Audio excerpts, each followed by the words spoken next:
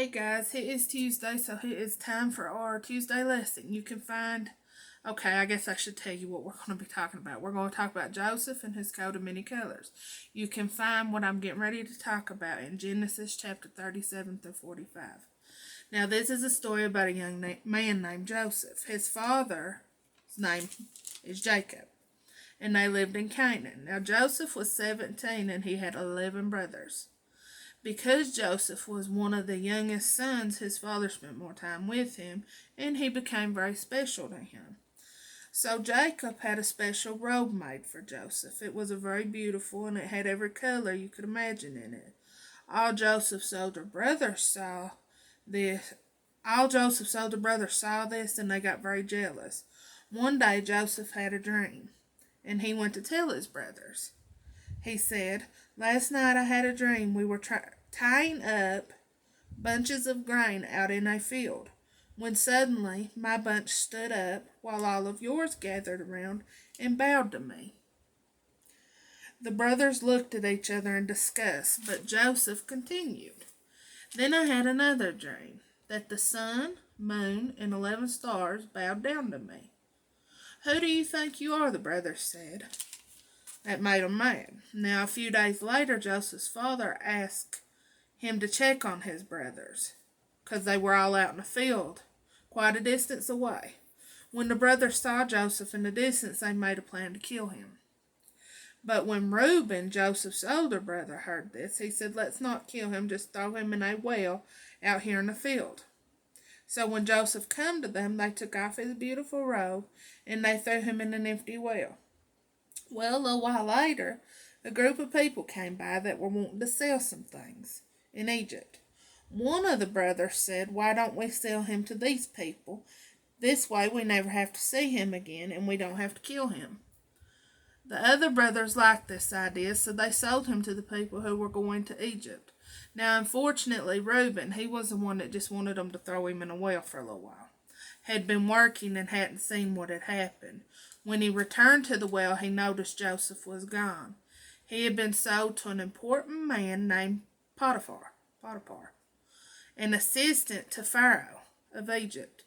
The rest of the brothers took Joseph's beautiful robe and dipped it in animal blood and took it back to their father. When the father saw this, he cried. He thought an animal had killed Joseph. He cried so much that nobody could comfort him.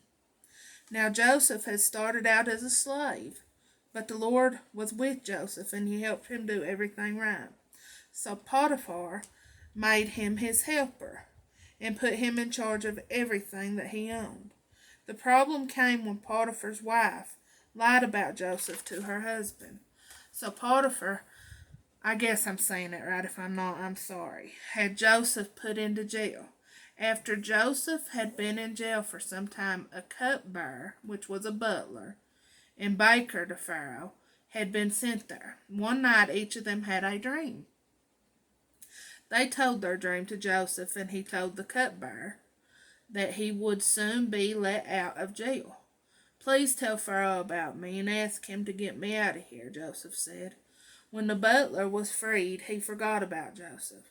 So Joseph stayed in jail for 2 more years, until one day Pharaoh had a dream, and nobody could explain it to him.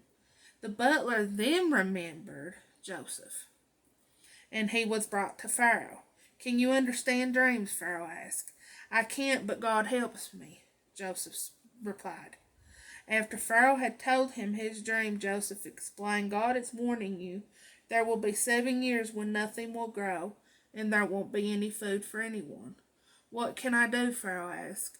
"God has shown you what to do. There will be 7 years before the bad years that will be very good, so good that there will be extra food for everyone.